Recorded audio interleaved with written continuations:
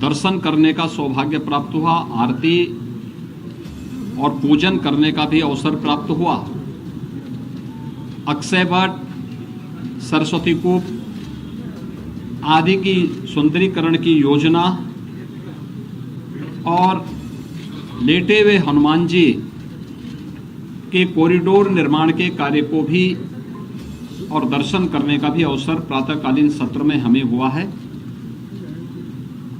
प्रयागराज कुंभ महाकुंभ 2025 के लिए 13 अखाड़ों, खाक चौक, आचार्यवाड़ा और तीर्थ पुरोहितों के साथ हमारी बैठक संपन्न होने के बाद केंद्र और राज्य सरकार के विभिन्न विभागों के द्वारा महाकुंभ के लिए कार्य किस रूप में आगे बढ़ रहे हैं, इसके बारे में भी एक विस्तृत समीक्षा हम लोगों ने यहां पर की है।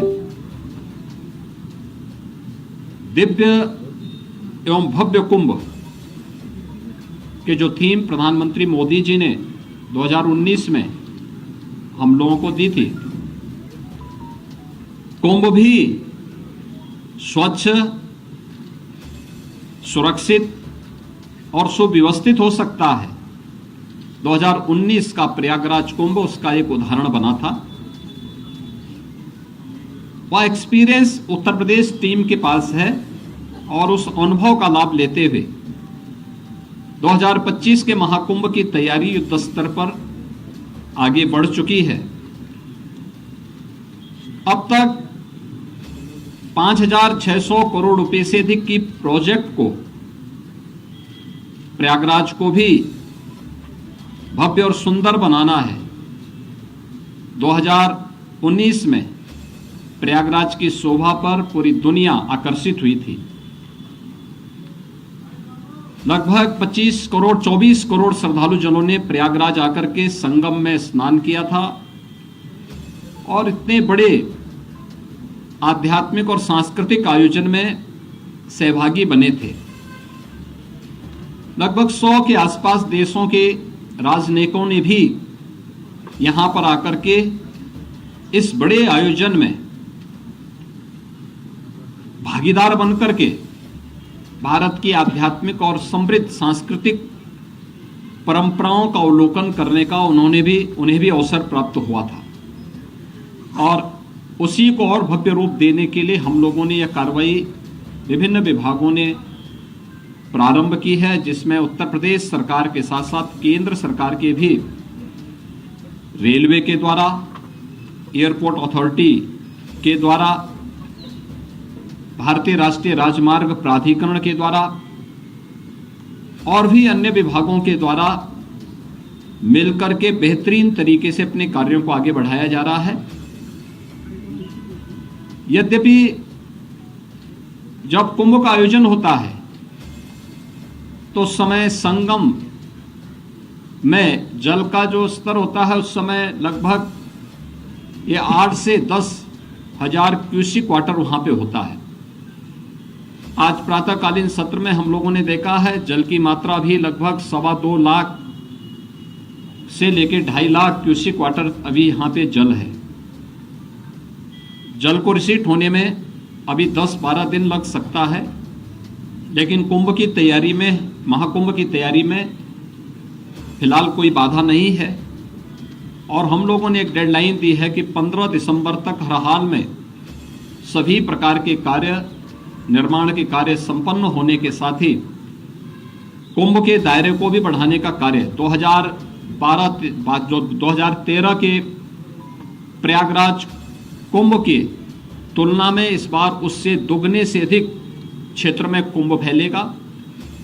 हमारा प्रयास होगा कि पीक डे के दिन जो मुख्य पर्व हैं, पौष पूर्णिमा 13 जनवरी से लेकर के और महाशिवरात्रि 26 फरवरी तक, ये जो अलग अलग पर्व पड़ेंगे जिसमें पौष पूर्णिमा है, मकर संक्रांति है, मौनी अमावस्या है, बसंत पंचमी है, माघी पूर्णिमा है और शिवरात्रि है। इन 6 प्रमुख त्योहार जो स्नान होंगे, पर्व और त्योहार पड़ेंगे, पीक डे के दिन छोड़ करके शेष अन्य दिनों पर किसी भी श्रद्धालु को 1 किलोमीटर से अधिक पैदल न चलना पड़े। 7,000 से अधिक परिवहन निगम की बसेज, शटल बसेज यहाँ पे सेवा के लिए लगाई जाएंगी, इलेक्ट्रिक बसेज लगाई जाएंगी और भी व्यवस्था यहाँ पर हम लोग देने का कार्य कर रहे हैं। प्रयागराज महाकुंभ के बहाने एक भव्य और दिव्य रूप में देखने को मिलेगा। सुरक्षा के लिए भी बेहतरीन तैयारियां की जा रही हैं। आर्टिफिशियल इंटेलिजेंस के टूल्स का भी इस्तेमाल किया जा रहा है और कहीं भी किसी भी प्रकार की कोई असुविधा नहीं होगी। जीरो प्लास्टिक के लक्ष्य को लेकर के प्रयागराज कुंभ को हम लेकर के चले हैं। जीरो लिक्विड डिस्चार्ज, किसी भी प्रकार का सॉलिड या लिक्विड डिस्चार्ज मां गंगा और यमुना में उस दौरान न हो, इसकी तैयारी। और जितने भी ड्रेनेज सीवर हैं ये सब तब तक टेप हो चुके होंगे या एसटीएफ में इन्हें डाइवर्ट करके या बायोरेमेडिएशन की पद्धति के माध्यम से हम उसे शुद्धिकरण से ही उससे डिस्चार्ज करेंगे। ये सारी सुविधाएं यहाँ पर हम लोग देने जा रहे हैं और मुझे पूरा विश्वास है कि प्रयागराज कुंभ 2019 ने एक मानक स्थापित किया था, उससे भी बड़े स्तर पर एक भव्य और दिव्य कुंभ को स्वच्छ, सुरक्षित और सुव्यवस्थित कुंभ के रूप में हमें स्थापित करने में सफलता प्राप्त होगी। इस संबंध में मैं आप सबका भी आह्वान करूंगा, 2019 के कुंभ के, प्रयागराज कुंभ के लिए की सफलता में आपकी भी बड़ी भूमिका थी।